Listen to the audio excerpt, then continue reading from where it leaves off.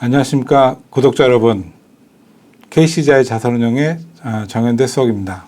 오늘은 노후준비 연금보험과 연금저축에 대해서 총정리해보는 시간을 갖도록 하겠습니다. 연금보험이 절대적인 큰 비중을 차지하고 있다, 이렇게 볼 수가 있습니다. 그래서 아마 대부분 연금보험 하나씩은 다 가입이 되어 있다고 생각이 되거든요. 그런데 내가 가입한 보험들이 도대체 어떻게 구성이 되어 있고, 수익은 얼마나 나고 있고, 중간에 해지하면 또 어떻게 되고, 뭐 이런 내용들을 정확하게 알고 계신 분들은 아마 별로 없을 것 같아요.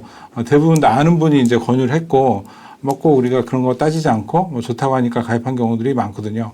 그런데 오늘은 좀 냉정하게 그런 내용들을 좀 살펴보고, 궁금한 거 서로 물어보고 하는 시간을 가지면 좋을 것 같습니다. 네, 최근에 어저께 나온 기사인데, 엊그저께 나온 기사인데, 연금저축 올해 이제 시장이 좋아지니까 수익률이 굉장히 좋아졌다. 근데 보험은 별로 안 좋더라. 뭐 이런 내용입니다. 그래서 올해 이제 연금저축 펀드의 평균 수익률이 한 23% 정도 나오고 있다. 이런 내용이고요. 시장 대비해보면 절반 정도 이제 수익을 내고 있는 그런 상태입니다.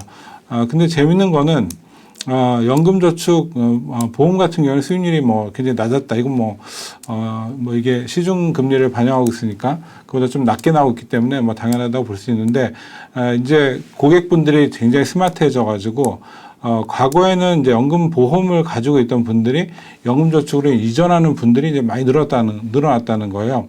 그래서 이제 통계를 보시면은 지금 연금저축에서 보험이 차지하는 비율이 74%에서 64%로 줄었고, 그리고 이제 보험이, 펀드가 그 자리를 차지하고 있다.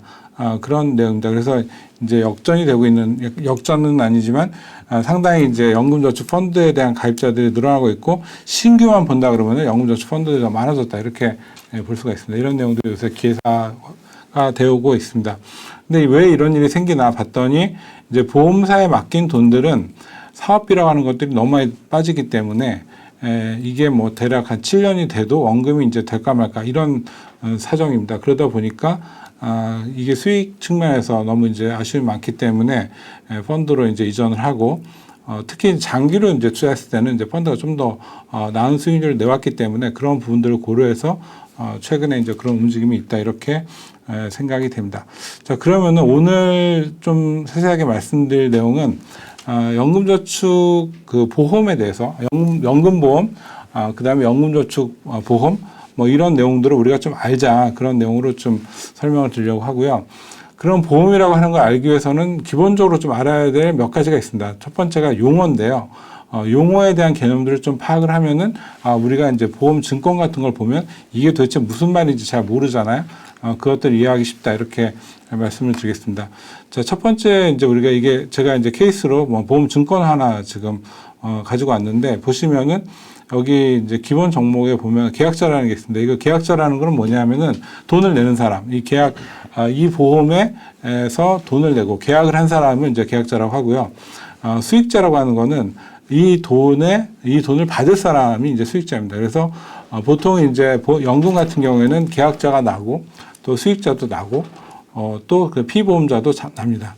피보험자라는 건 뭐냐면은 이 보험의 대상이 되는 사람, 예를 들면 내 생명보험을 들었다 그러면은 이 생명보험의 피보험자는 그 보험을 받을 수 있는 그 대상이 되는 사람, 그러니까 이제 그 사람이 생명보험을 가입한다는 건 그 사람이 생명을 다하면은 이제 돈을 받는 거잖아요. 그때 피보험자는 보통 이제 그 본인 가입한 사람이 보통 피보험자가 되는 경우들이 많습니다. 그러니까 내가 죽으면 돈이 나온다. 이게 이제 종신보험의 피보험자는 나다, 이런 의미라고 보시면 돼요. 그래서 피보험자는 이 보험의 대상이 되는 사람이 누구냐, 이거를 이제 피보험자라고 한다, 이렇게 보시면 됩니다. 보통의 이제 연금보험 같은 경우에는 대부분 이제 계약자가 본인이고요. 그리고 피보험자도 본인이고, 그리고 만기 수익자도 본인 경우들이 대부분이다, 이렇게 보시면 될 것 같습니다.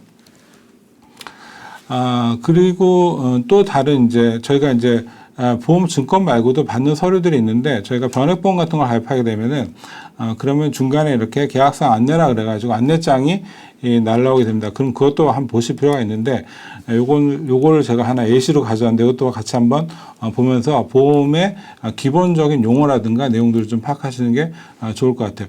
자, 이 보험은 보시면은 보험의 가입 일자는 2012년 10월에 가입을 했어요. 2012년에 가입한 보험이고 이 보험 안내장을 작성한 시점은 21년 11월 그러니까 대략 한 10년 정도가 경과된 시점에 성과를 지금 보여주고 있는 거다 이렇게 보시면 됩니다.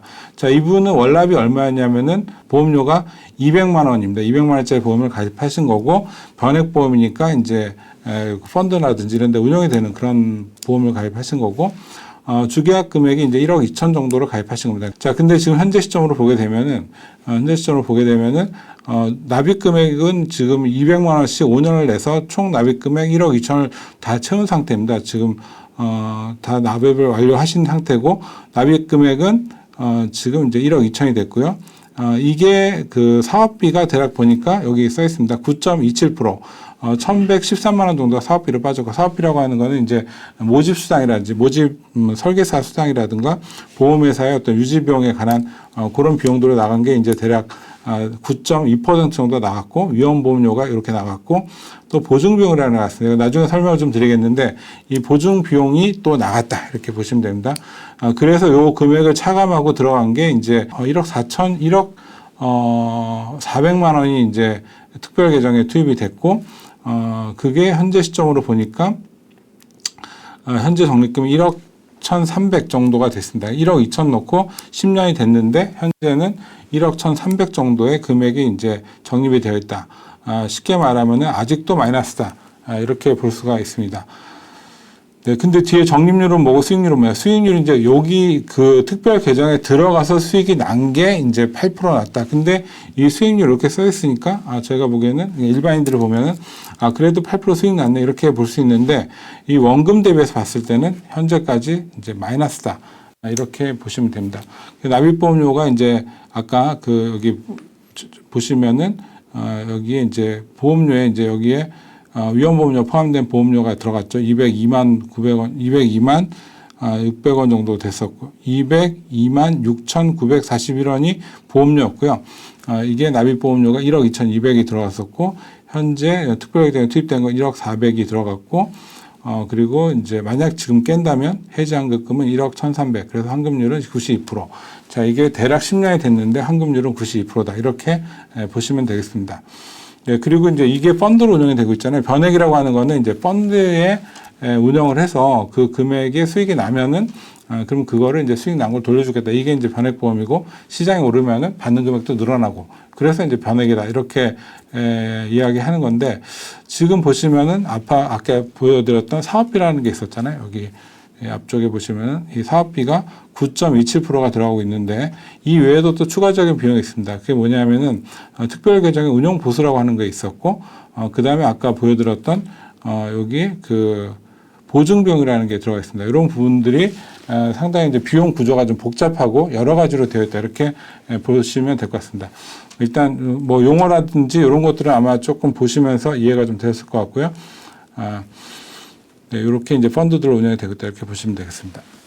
자, 그러면은 용어는 이제 좀 이해하셨죠? 자, 계약자가 누구고, 피보험자가 누구고, 그 다음에 이제 수익자가 누구고, 이런 것들이 중요하다. 그 다음에 이제 날라오는 거에서 보시면은, 이게 특별 계정에 얼마가 들어갔고, 현재 수익률이 얼마고, 그 다음에 지금 그 적립금액이 얼마고, 이런 금액들을 보시면서, 그럼 내가 가입한 것들이 어떤 상태에 있다고 하는 것들을 이 표를 가지고 이제 보시면 될 것 같습니다.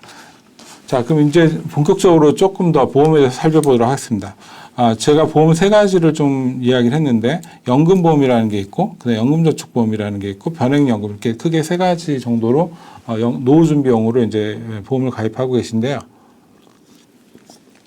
이 세 가지는 약간 좀 그 세제상의 차이가 있고, 운영되는 그 방식의 차이가 약간씩 있습니다. 연금보험 같은 경우에는 이거는 납입 시점에 세금 혜택이 없어요. 보통 비과세 보험이라고 하는데 수령할 때 세금 혜택이 있습니다. 수령할 때 비과세라는 혜택이 있고 비과세 조건을 이제 충족하시면은 이제 수령할 때 세금을 안 내게 되는데 비과세 조건이 뭐냐면 대략 10년 이상 유지를 하셔야 되고 그다음에 월 납이 150만 원 이하여야 되고 일시금으로는 1억 이하여야 된다. 이게 이제 연금보험의 비과세 조건입니다. 그리고 연금저축보험 같은 경우에는 세제가 조금 다른데 납입 시점에 세금 혜택을 줘. 그래서 납입 시점에 소위 말하는 세액공제 이런 걸 해주고요. 수령할 때는 세금 혜택이 좀 작지만 있어. 뭐냐면 저율과세 이런 두 가지 세금 혜택들이 동시에 운영이 되는 게 연금저축보험이라고 할 수 있고요.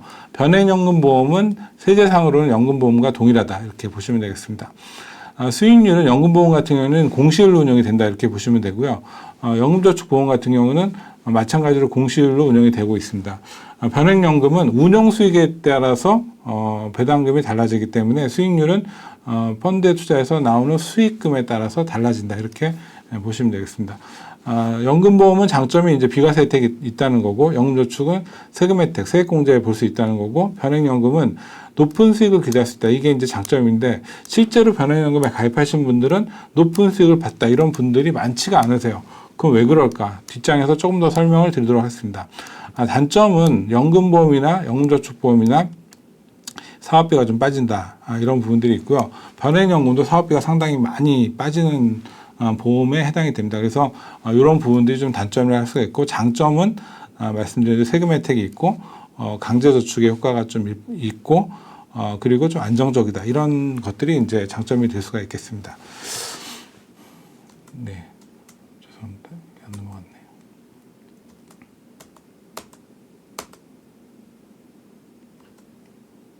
네, 여기까지 설명을 드렸고요. 자, 그러면 우리가 보험을 볼 때 고려해야 될 사항이 뭔가, 첫 번째가 가입 목적을 보셔야 될 것 같아요. 보통 이제 가입 목적이라는 게 이제 보험을 가입할 때 제일 중요한데, 예를 들면은 내가 종신보험에 가입한다. 그런 경우에는 보통의 가입 목적은 뭐냐면은 내가 사망하면 가족이 경제적으로 위험해질 때, 그럴 때 종신보험을 가입하는 겁니다. 내가 죽으면, 내가 잘못되면은 우리 가족이 위험하니까 그거에 대비해서 보험을 가입한다.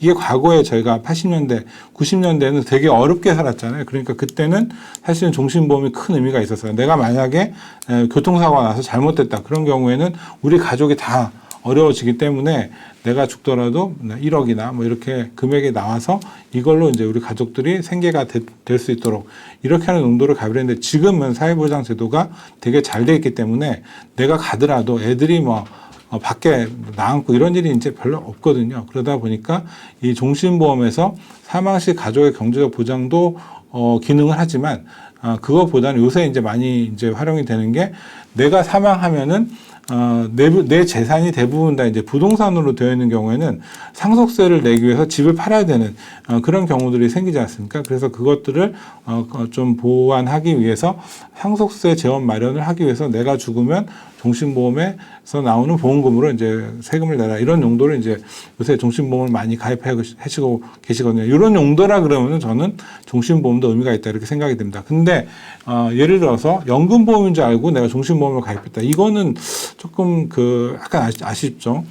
종신보험은 연금보험의 기능이 중요한 게 아니라 사망 시에 보험금이 중요하기 때문에, 연금보험으로 전환했을 때 그 기준 금액이 되는 금액 자체가 확 줄어듭니다. 그래서 이거는 연금의 취지라기보다 연금 기능이 있다고 말을 하지만 노연금으로서는 굉장히 부적절하고, 종신보험은 사망 시에 어떤 그 상속세 지원 마련이나 가족의 경제적 보장, 경제적 위험 보장, 이런 용도로 가입을 하셔야 되지, 종신보험에 연금 기능이 있다, 그러니까 나는 두 가지를 다 할 수 있으니까 종신보험 가입한다, 이거는 적절하지 않다라고 이제 말씀을 드립니다. 그 다음에 이제 뭐 저축보험이라는 게 있고 변액보험이라는 게 여러 가지가 있는데, 그것들마다 이제 목적이 명확하게 있기 때문에 거기에 맞춰서 가입을 하셔야 되는데, 제가 이제 많은 분들하고 상담을 해보면 연금보험인 줄 알고 가입을 했는데 종신보험이었어. 연금보험인 줄 가입을, 또 내가 예를 들면 건강보험인 줄 알고 가입했더니 CI보험이었어. CI보험이라고 하는 거는 중대질병에 걸렸을 때 이제 보험금을 타는 건데, 그거는 정말 사망 직전에 아주 중요한 병에 걸렸을 때 치료비 용도로 이제 돈을 주는 거지, 그게 건강보험이 아니거든요. 종신보험에 선지급을 해주는 거라서 이런 부분들은 구분이 돼야 되는데, 저희가 이제 그냥 너무 세세하게 하지 않고 가입을 하는 경우들이 많더라. 이런 게 좀 아쉬운 부분이 있습니다. 그래서 보험은 사실은 손해보기 쉬운 그런 경우가 많습니다. 왜냐하면 유지를 잘 안 하고 중간에 또 깨는 경우도 많기 때문에 손해보기가 되게 쉽거든요. 환급금도 낮고, 그런데 여기다가 이렇게 또 가입 목적도 잘못 잡았어. 이런 경우에는 이제 앞뒤로 깨지는 일이 발생하기 때문에 가급적이면은 내가 정확하게 취지에 맞고 또 내 어떤 성향에 맞고 이런 형태라 그러면은 가입을 검토해 볼 수도 있는데 주변에 누가 와서 가입을 권유하니까 사실 생각 없이 가입하는 경우들이 너무 많거든요. 이런 분들은 굉장히 나중에 노후 준비에 오히려 악영향을 미친다 이렇게 볼 수가 있을 것 같습니다. 자, 그 다음에 두 번째 체크할 거는 뭐냐면 기대 수익률입니다. 기대 수익률은 보험은 구조가 이렇게 돼 있거든요. 그러니까 보험은 가입하는 시점에 최저 보증 이율이라는 걸 정하고 이제 가입을 해요. 그게 뭐냐면은 내가 이 보험회사가 아무리 시장이 어렵고 그래도 이만큼 줄 거라고 하는 거를 금리를 정해놓은 게 있습니다. 그게 최저 보증 이율이고요. 그리고 그 최저 보증 이율을 기본으로 깔고 거기에 시중금리에 맞춰가지고 이제 공시율이라고 하는 기준으로 이제 그 이율을 정해줍니다. 그러니까 기본적으로는 금리하고 연동이 되어 있고 그럼에도 불구하고 최악의 경우에도 내가 최저 보증은 해줄 수 있어. 이렇게 정하고 있는 게 이제 보험의 최저 보증이기 때문에 두 가지가 다 중요합니다. 그래서 공시율이 얼마나 되는지, 그 다음에 최저 보증률이 얼마나 되는지를 보셔야 되고요. 최저 보증률이 높은 상품이 있다. 그러면 가입을 하시는 게 괜찮아요. 근데 지금 가입하시는 상품들의 최저 보증률은 대부분 거의 0%에 근접을 하고 있기 때문에 그런 부분들을 살펴보실 필요가 있다. 이렇게 보입니다. 그래서 최저 보증하고 그 다음에 이제 그 공시율을 보셔야 되는데 최저 보증은 요새 나온 것들입니다. S생명의 인터넷 연금 저축보험 보시면은 지금 이렇게 써 있어요. 10년 이내에는 1%, 10년 초가 0.5% 이렇게 되어 있습니다. S화재 연금저축보험을 보시게 되면은 10년 초과 시에는 0.25% 이렇게 나와 있습니다. 그러니까 이거는 무슨 말씀이냐면 10년 후에 내가 연금을 타는 시점에는 최저 보증으로는 0.25 정도 해줄게 이런 의미거든요. 사실은 0.25라고 하는 거는 의미가 별로 없다 이렇게 볼 수가 있겠죠. 그러면은 우리가 최저 보증 이율을 어떻게 찾아볼까 이거를 확인하시는 게 되게 중요해요. 근데 예를 들어서 내가 한 2000년 정도에 가입을 했어. 한 20년 전에 가입을 했어. 그런 경우에는 지금 최저 보증 이율이 한 3% 정도 나오는 것들이 있어요. 그리고 내가 지금 은퇴가 임박했어. 뭐 내가 60대야. 그러면은 최저 보증률이 3%짜리 그런 보험에 가입되어 있다. 이런 경우에는 제 생각에는 유지를 해도 괜찮을 것 같아요. 이런 거는 괜찮은데 그런데 지금 가입하는 0.25%짜리 최저 보증률 상품으로 노후 준비를 하는 것은 글쎄요. 이거는 조금 고민을 해보셔야 될 것 같다. 이렇게 생각됩니다. 자, 그래서 최저 보증률이 중요하기 때문에 찾는 법을 좀 알려드릴게요. 찾는 법은 각사 홈페이지에 가서 공시실이라는 데 접속을 하시게 되면은 거기서 상품 공시라고 하는 걸 들어가서 상품명을 이렇게 입력을 하시면 됩니다. 입력을 하시면은 거기에 이제 사업 방법서라고 하는 게 이렇게 다운받을 수 있도록 바로 볼 수 있게 이렇게 제공을 하고 있어요. 그래서 사업 방법서를 클릭해서 보시면은 중간쯤 이게 한 5페이지 정도 되거든요. 여기 중간쯤 보시면은 공시율의 최저 보증 이율은 어쩌고저쩌고 이렇게 써있거든요. 요걸 보시면은 이제 최저 보증률을 확인할 수 있습니다. 물론 설계사한테 물어보셔도 확인은 가능한데 설계사분한테 전화하시게 되면은 설계사분들이 집으로 찾아와서 설명하겠다 이렇게 말씀을 하시거든요. 그러면은 상당히 부담이 됩니다.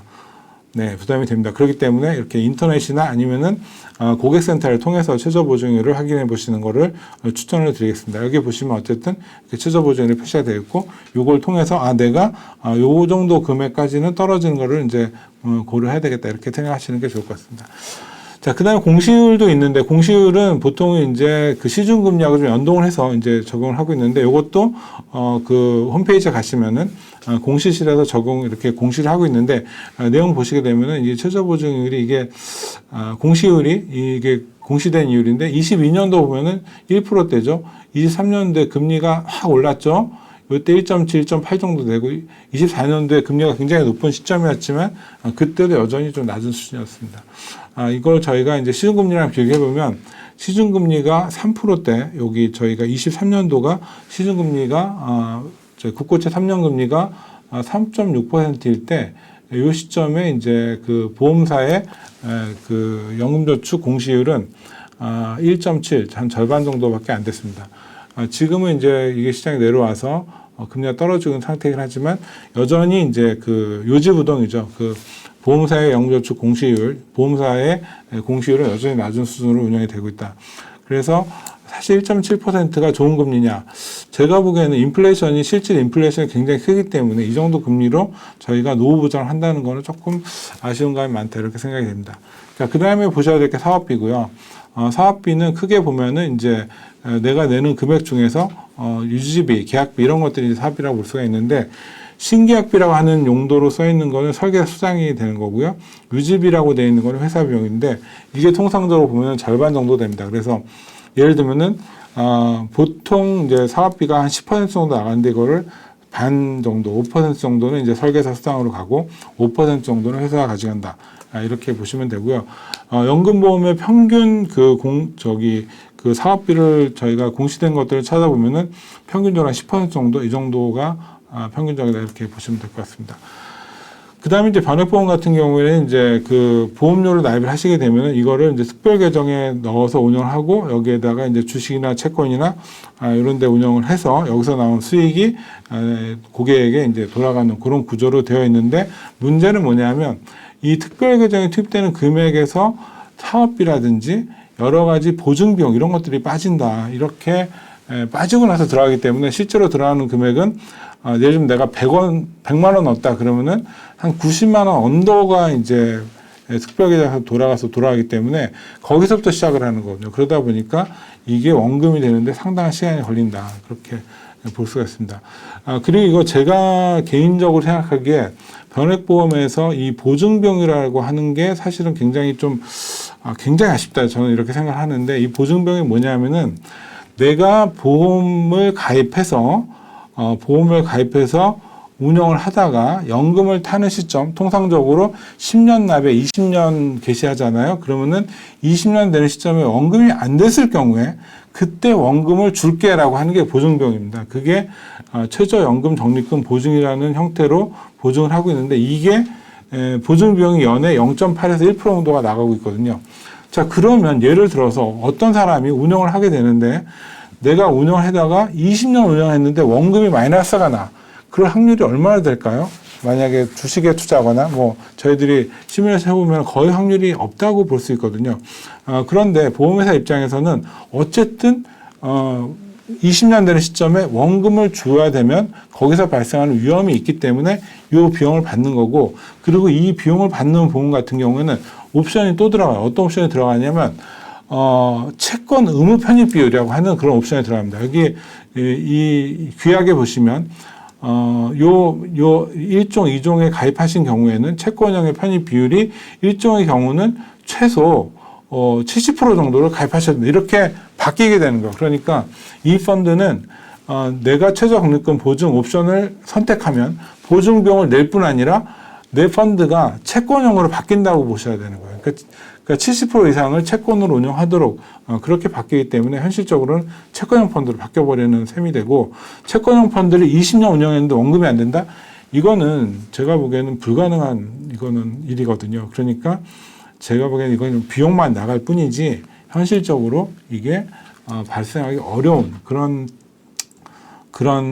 구조다, 이렇게 말씀을 드릴 수가 있습니다. 또 하나 보셔야 될 건 이제 중도해지에 했을 때 불이익인데, 이것도 이제 저희가 사례를 좀 가져와서 봤는데, 지금 보시게 되면은 이제 우리가 만약에 남자 40세 기본 보험료 100만 원씩을 넣고 65세 연금을 개시한다, 이렇게 해서 보험을 가입했는데 15년 되는 시점에 내가 만약에 해지했다. 그럴 경우에는 환급률이 운용 수익이 0%로 가정하면은 77%고요.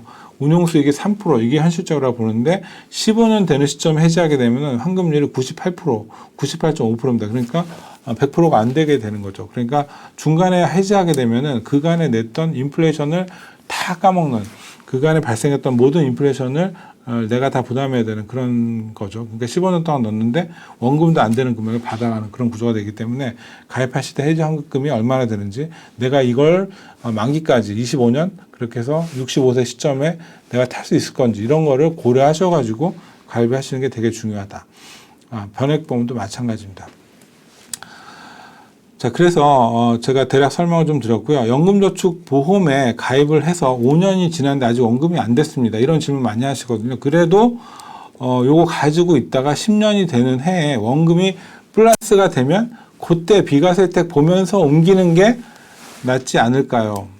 네, 이렇게 생각하시는 분이 되게 많고 저도 이런 질문들을 많이 받는데 제 생각은 좀 이렇습니다. 그 연금저축은 기본적으로 이제 비과세 상품이 아니에요. 이거는 잘못 아시는 거고 연금 그냥 일반 연금 보험이 이제 비과세가 되는 거고 연금저축은 과세 세액공제 혜택을 보는 거고 나중에 연금을 수령할 때 이제 저율과세 되는 그런 혜택을 주는 상품이거든요. 그래서 비과세는 일단 아니다 그렇게 말씀을 드리고 그리고 비과세가 된다 하더라도 이익이 나야 비과세 의미가 있거든요.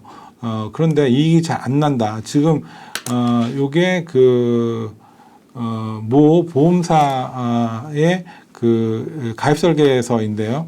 5년 되는 시점에 이 회사는 약간 공공성이 있는 회사다 보니까 비교적 그래도 가입 설계가 괜찮은데 근데 5년이 되는 시점에 이제 환급률이 지금 100%가 되는 거고 20년이 되는 시점에 보면은 환급률이 이제 현재 그 공시율을 봤을 때 120%, 그 다음에 최저 보증을 봤을 때 100% 정도 나오거든요.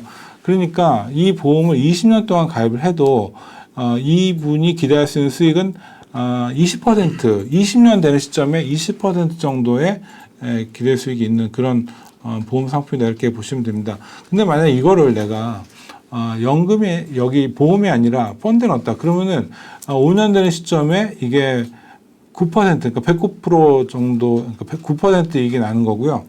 5%를 운영했다 그러면은 5년 되는 시점에 16%의 이익이 나게 됩니다. 그리고 이제 만약에 이거를 3%로 제가 등으로 가리고 있는데요. 이렇게 좀 낮춰보면은 3%로 20년 운영하게 되면 38% 수익이 나고 5%로 운영하게 되면은 73% 정도 이익이 납니다. 지금 나와 있는 이 연금보험의 연금저축보험의 수익률과 비교해 본다 그러면은 20%와 73%는 거의 한 3배 이상의 차이가 나지 않습니까? 그러니까 그 연금보험의 장기 수익률이라고 하는 것이 이 아까 말씀드렸던 이제 사업비 구조, 그 다음에 이제 낮은 공시율 이런 것들이 복합적으로 작용을 하면서 생각보다 수익 측면에서 또 인플레이션을 커버한다는 측면에서는 제가 보기에는 아쉬움이 상당히 많다. 5%라고 하는 게 예를 들면 올해 같은 시장에서 본다 그러면은 껌이죠. 너무 아무것도 아니죠. 일반적으로 저희가 운영을 했을 때 예를 들면은 셀러리맨 펀드라든가 아니면 다른 펀드들 저희 대표적인 펀드 TDF라든가 코리아 펀드 이런 것들 운영했을 때 기대 수익이 저희가 연금 펀드 대표적인 셀러리맨이나 TDF 같은 경우는 한 7에서 10% 정도를 실제로 구현을 하고 있거든요. 근데 그거랑 비교한다면 더 큰 차이가 난다 이렇게 볼 수가 있을 것 같습니다. 그래서 아까 그 질문에 대해서는 기간이 5년이 경과돼서 10년이 되는 시점에 내가 그때 비과세 혜택 보면서 이전하는 게 낫지 않겠냐 그런 것보다는 제가 보기에는 사업비도 어차피 계속 나가거든요. 지금 내는 기간 동안에 계속 사업비가 나가니까 그 사업비도 아끼는 게 좋고 또 만약에 은퇴 시점이 10년 이후라고 가정한다면은 제가 보기에는 빨리 연금저축 펀드 같은 걸 옮겨서 운영하는 것들이 더 낫다. 저는 그렇게 생각합니다. 펀드도 그럼 간단하게 좀 설계를 드리겠습니다. 연금저축 펀드는 가입 자격에 제한이 없습니다. 그리고 연간 나입 한도는 1,800만 원이고요. 납입 기간별로 600만 원에 대해서는 이제 세액공제를 받을 수가 있고 대략 13.2%에서 16.5% 정도의 세액공제가 가능합니다. 그리고 나중에 연금을 탈 때 약간의 세금이 나오는데 그게 대략 5.5에서 3.3 정도의 이제 세금이 나오고 있습니다. 그래서 이제 납입 기간에는 환급을 받고 운용 기간 중에 세금이 없고 받을 때는 연금을 탈 때는 낮은 저율의 이제 연금소득세를 부과하기 때문에 여러 과정에서 세금 혜택을 받을 수 있다. 그렇게 생각이 듭니다. 그리고 조건으로는 5년 이상 나입하셔야 되고 55세 이후에 10년 이상의 연금 형태로 수령을 하도록 그렇게 되어 있습니다. 최소 기간은 5년이고요. 네. 그리고 요게 연금저축 펀드가 좀 장점이라고 하면은 유동성, 그러니까 돈을 융통하는 측면에서 유리한 부분이 있는데 중간에 돈이 필요하면은 인출을 할 수가 있다 이런 거예요. 보통 IRP라든가 연금보험이라든가 연금저축보험 같은 경우에는 중도 인출이 어렵습니다. 어려운데 연금저축 펀드 같은 경우는 중도에 돈이 필요하면 세액공제 받지 않은 원금에 대해서는 세제상의 불이익 없이 인출이 가능하고 그 이후에 이제 55세 이후에 인출하실 경우에는 세금 혜택을 보면서 이제 인출이 가능한 이런 장점들이 있다고 이제 말씀을 드립니다. 네, 그리고 네, 이거 뭐 세세한 건 설명을 드리고 과세연도 이제 스킵하도록 하겠습니다. 그리고 이제 다 궁금하신 게 연금저축 펀드는 그럼 비용이 도대체 얼마냐 궁금하실 것 같아요. 그래서 제가 요거는 저희 투자 설명서에 있는 내용을 가져왔는데 예시로 이제 드렸던 거는 TDF 2035입니다. KCGI 프리덤 TDF 2035를 가지고 제가 가져왔는데 이게 총 보수가 0.5% 정도 됩니다. 아까 제가 사업비 10%라고 했고 그 다음에 이제 보증 비용이 연에 0.8에서 1% 정도가 붙고 있고 또 변액 같은 경우는 운용 보수라 해서 또 이 운용 펀드에 이제 운용 보수가 또 붙거든요. 그렇게 2중 3중에 이제 비용 구조가 보험들은 되어 있다고 볼 수가 있고 펀드 같은 경우에는 요 비용이 이제 전체 비용이다 이렇게 보시면 될 것 같고요. 그런데 이제 저희가 표시되고 있는 이제 기준가라고 하는 거 있잖아요. 그러니까 수익률, 그거는 요 보수를 다 제하고 남은 금액이 이제 표시가 되는 기준가이기 때문에 실질 수익률은 이 보수들이 다 고려가 된 거다. 표시되고 있는 수익률은 다 보수가 감안된 거니까 그런 이제 숨어 있는 그런 비용은 제가 보기에는 크지 않다 이렇게 말씀을 드리겠습니다. 장기 수익률은 저희가 2001년부터 17년까지 연평균 수익률을 저희가 조사한 게 아니고 금융감독원이 조사를 했더니 펀드가 한 6% 정도 나오고요. 보험사가 한 4%, 3% 이 정도가 나왔다. 은행이 한 2.9 이렇게 나왔다는 겁니다. 이 당시 시점이 금리가 되게 좋을 시점이었거든요. 그때에도 펀드의 수익률이 더 좋았다는 거고 이 이유를 비교해 보면 더 차이가 많이 난다 이렇게 볼 수가 있습니다. 그래서 지금 가입하고 계신 연금저축 보험이나 연금보험의 수익이 낮다면은 이거를 그 연금저축 보험 같은 경우에는 해지 안 하고 바로 이제 연결을 해서 펀드로 옮길 수가 있습니다. 저희 회사의 앱에 들어가면은 앱에서 보시면은 계약 이전이라는 메뉴가 있습니다. 거기에다가 이제 그런 기재사항들을 넣고 기다리시면은 이제 이렇게 자동으로 자동은 아니고 전화를 통해서 확인을 하고 양사에서 확인한 다음에 이제 계약 이전이 일어나게 됩니다. 그 과정에서 이제 마음이 다시 한번 판단해가지고 바꿀 수도 있고요. 어쨌든 그 연금저축 보험을 깨지 않고 해지 않고 이전할 수 있는 방법이 현재 존재한다. 그게 계약 이전이라고 하는 제도가 이제 운영이 되고 있다. 이거를 활용하시는 것도 괜찮을 것 같다. 그렇게 생각이 됩니다. 자, 그래서 연금저축 펀드를 하는 게 좋으냐, 아니면 연금저축 보험을 하는 게 좋으냐. 이 기준은 제가 보기에는 세 가지 정도 기준인데 첫 번째 기준은 뭐냐면 은퇴까지 남은 시점이 얼마나 되나. 내가 지금 만약에 내가 40세다. 그러면 은퇴 시점 보통 이제 65세 정도에 은퇴한다고 보시잖아요. 요새 김 부장 보니까 좀 빨리 은퇴하던데 어쨌든 60세 전후로 은퇴를 한다고 보면은 대략 40세다 그러면 20년 남은 거고요. 50세다 그러면 한 10에서 15년 정도 남았다 이렇게 보시면 될 것 같습니다. 그러면은 제 기준으로는 제 생각에는 만약에 은퇴까지 남은 기간이 10년 이상 남았다. 그러면 저는 연금저축 보험보다는 펀드로 운영하는 게 좀 더 유리하다. 왜냐하면 장기 투자에 따른 어떤 그 효과들을 볼 수가 있거든요. 그래서 은퇴까지 남은 기간이 제일 중요하고요. 그 다음에 본인의 투자 성향이 중요해요. 나는 정말 원금이 훼손되면 잠을 못 잔다. 그런 분들은 펀드에 어울리지가 않아요. 그런데 뭐 약간의 손실을 보더라도 나는 수익을 내는 것이 더 중요하다. 그런 분들에게는 연금저축 펀드가 좀 더 유리하다. 이렇게 말씀을 드립니다. 그 다음에 이제 뭐 나이 같은 것들도 중요한데 뭐 앞에 말씀드렸던 투자까지 남은 기간, 본인의 투자 상황 이거에 따라서 결정을 하는 것이 이제 적당하다. 저는 그렇게 생각합니다. 그래서 이제 뭐 일반적으로 저희가 이제 뭐 그 노후 준비할 때 요새 기준으로 한 400에서 한 500 정도가 월에 필요하다. 저희가 그렇게 통계가 나오고 있거든요. 그런데 예를 들면 내가 국민연금 한 200 들고 있고 퇴직금이 한 2억이다.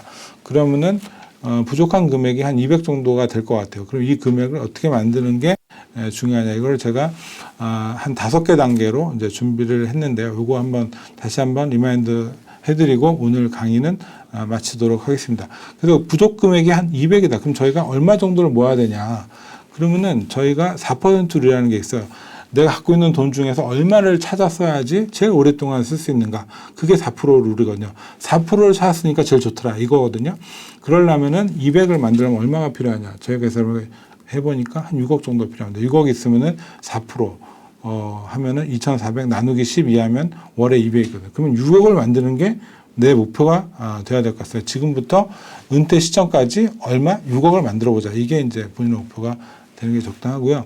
그래서 저희 회사에서 이제 연금 계산기라고 하는 거 운영하고 있는데 이걸로 계산을 해보니까 30대는 30년 동안에 월에 한 80 정도 넣으면은 될 것 같고요. 40대는 20년 동안 월에 한 150 정도 넣으면 6억이 만들어지더라고요. 50대는 10년 동안 월에 400. 이거 좀 쉽지 않죠. 요 정도 금액 넣으면은 이제 6억이 나온다. 금리는 몇 프로를 했냐? 5% 정도로 가정을 했을 때 요 정도 됩니다. 그래서 요 정도의 그 감을 가지고 저축 금액을 좀 정하시는 게 좋을 것 같다. 그렇게 생각이 되고요. 그리고 말씀드린 대로 상품을 이제 선택하시면 돼요.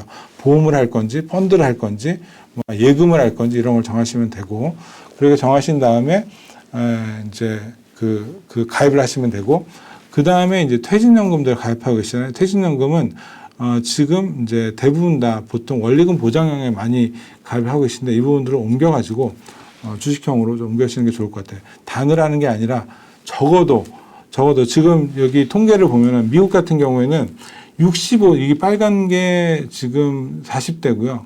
요 파란 게 60대거든요. 60대에 현재 주식 비중이 60%예요. 40대의 주식 비중은 80%대거든요. 그러니까 우리나라는 몇 프로? 5% 정도밖에 안 됩니다. 그러니까 우리 너무 적거든요. 그러니까 퇴직연금도 주식형으로 좀 바꾸자. 그 다음에 개인연금도 주식형으로 주식이 많이 들어간 걸로 10년 이상 남으신 분들 같은 경우에는 그렇게 운영하는 게 좋을 것 같아요. 그리고 마지막 단계가 소비를 투자로 바꾸는 라이프 스타일의 전환이 필요하다. 그렇게 말씀드립니다. 예를 들면 커피 한 잔만 줄여도 연금 30만 원짜리 가입하는 거다. 이렇게 보시면 되고요. 애들 학원비 50%만 줄여도 연금 90만 원짜리 가입하는 거다. 이렇게 보시면 되겠습니다. 자, 좀 종합을 다시 해서 한번 좀 말씀을 드리면은 저희가 현재 여기 시점에 살고 있는 거죠. 연금저축 펀드를 가입하고 살고 있는 시점인데 중간에 내가 회사에서 받는 DB의 퇴직연금이 있잖아요. 그거를 퇴직 중간에 하시게 되면 IRP 계좌를 운영하시게 되고 그 다음에 이제 퇴직하시게 되면 이걸 IRP 계좌를 연금저축 계좌로 옮기시는 게 좋고 현재 연금보험을 가입하고 계시다면 검토하셔가지고 펀드로 이전하는 거를 고려해 보시는 게 좋을 것 같고요. 퇴직을 하게 되면은 좀 거치해서 65세 전후로 연금을 개시하면 되고요. 그 중간에 내가 여유자금이 있다. 그런 경우에는 ISA 계좌를 통해서 3년 정도 운영하다가 연금저축 펀드로 전환을 하는 게 좋은 방법이고 그래도 여유자금이 있다. 그런 경우는 일반 펀드로 운영을 하시고 그 다음에 이제 나중에 이제 연금 형태로 수령을 하시는 게 좋을 것 같고 젊을 때는 주식형 위주로 나이가 들면 채권형을 좀 가미하는 형태로 이렇게 운영하시는 게 좋을 것 같습니다. 그리고 요거는 이제 부록인데요. 저희가 이제 자산 배분, 그러니까 펀드를 운영하거나 주식을 투자하거나 할 때 많이 고려하는 게 마켓 타이밍, 언제 사고 팔아야 되냐, 또 종목을 뭘 골라야 되냐 이런 걸 많이 고려하시는데 사실 제일 중요한 거는 자산 배분이다. 자산 배분이 뭐냐면 주식에 몇 프로 넣을 거냐, 채권에 몇 프로 넣을 거냐, 어느 나라에 넣을 거냐, 뭐 이런 것들이 자산 배분의 큰 원칙들이다. 이렇게 보시면 될 것 같아요. 그래서 보통 저희가 이제 리스크 리턴을 보면은 제일 안전한 게 뭡니까? 제일 안전한 거는 MMF 같은 거죠. 아주 단기채 그런 게 제일 안전하고요. 보통 초단기 우량채 펀드라든가 MMF 같은 것들에 운영을 하시게 되면은 거의 시중금리보다 약간의 높은 금리 정도 나오죠. 그 정도 금리로 아주 안전하게 운영이 되고 걔보다 조금 덜 안전한 게 채권형 펀드가 되겠죠. 요새처럼 금리가 좀 오르면은 조금 손실도 날 수 있고 그러나 크게 보면 크게 변동 없는 그런 펀드가 채권형 펀드고요. 그리고 이제 내가 좀 리스크를 지겠다. 그러면 특정 국가나 특정 섹터에 투자하는 게 좋습니다. 예를 들어서 나는 중국에만 투자하는 펀드를 할래. 그거는 리스크도 크고 또 수익도 클 가능성이 있죠. 또는 이제 내가 바이오 주식에 투자하는 특정 섹터 이런 거를 고려하신다 그러면 마찬가지로 리스크 리턴이 굉장히 큰 그런 산업이나 국가에 투자를 하게 되는데 저희들이 보통 권해드리는 거는 그런 데 하지 말고 자산 배분형 펀드 그러니까 다 모아져 있는 거 그래서 보통 성장주 펀드 뭐 배당주 펀드 이런 식으로 섹터나 이런 것들을 좀 골고루 분산해서 운영되고 있는 그런 펀드가 이제 자산 배분형 펀드 이렇게 보시면 되겠습니다. 이런데 투자하시는 게 좋을 것 같습니다. 그래서 이런 펀드로 운영을 하시면 되고 그리고 이제 연금을 개시한 이후에는 조금 더 썰어서 이렇게 앞에는 안정적인 거, 뒤에 받을 거는 조금 더 공격적으로 이런 식으로 이제 운영하시는 게 좋은 포트폴리오다 이렇게 말씀드리겠습니다. 자, 이렇게 해서 오늘 제가 준비한 내용들은 좀 말씀을 드렸고 더 궁금한 점이 있으시면은 회사로 전화 주시거나 저기 써 있는 그 컨택어스 메일로 연락 주시면 저희가 정확하게 답변 드리도록 하겠습니다. 이 영상이 도움이 되셨다면 구독, 좋아요, 알림 설정 부탁드립니다.